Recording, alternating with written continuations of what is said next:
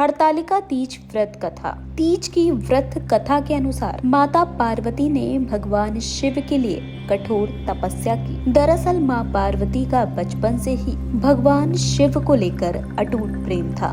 माता पार्वती अपने कई जन्मों से भगवान शिव को पति के रूप में पाना चाहती थी, इसलिए उन्होंने हिमालय पर्वत के गंगा तट पर बचपन से ही कठोर तपस्या शुरू की। माता पार्वती ने इस तप में अन्न और जल का त्याग किया था।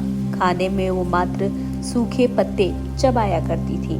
माता पार्वती की ऐसी हालत को देखकर उनके माता पिता बेहद दुखी हुए। एक दिन देव ऋषि नारद भगवान विष्णु की तरफ से पार्वती जी के विवाह के लिए प्रस्ताव लेकर उनके पिता के पास गए। माता पार्वती के माता और पिता को उन्हें इस प्रस्ताव से बेहद खुशी हुई। इसके बाद उन्होंने इस प्रस्ताव के बारे में माँ पार्वती को बताया।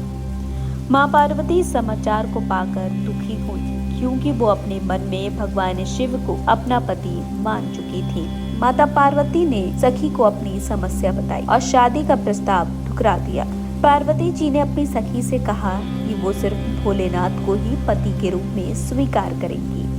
सखी की सलाह पर पार्वती जी ने घने वन में एक गुफा में भगवान शिव की आराधना की। भाद्रपद तृतीया शुक्ल के दिन हस्त नक्षत्र में पार्वती जी ने मिट्टी से शिवलिंग बनाकर विधि पूर्वक पूजा की और रात भर जागरण किया। पार्वती जी के तप से खुश होकर भगवान शिव ने माता पार्वती को पत्नी के रूप में स्वीकार कर लिया था। कहा जाता है कि जिस कठोर तपस्या से माता पार्वती ने भगवान शिव को पाया, उसी तरह इस व्रत को करने वाली सभी महिलाओं की सुहाग की लंबी उम्र हो और उनका वैवाहिक जीवन खुशहाल रहे। माना जाता है कि जो इस व्रत को पूरे विधि विधान और श्रद्धा पूर्वक व्रत करती हैं, उन्हें इच्छा अनुसार वर की प्राप्ति होती है। हरतालिका तीज पर गौरा और शिव से अखंड सुहाग की कामना करनी चाहिए और बोलना चाहिए कि भगवान हमें अजर अमर सुहाग देना।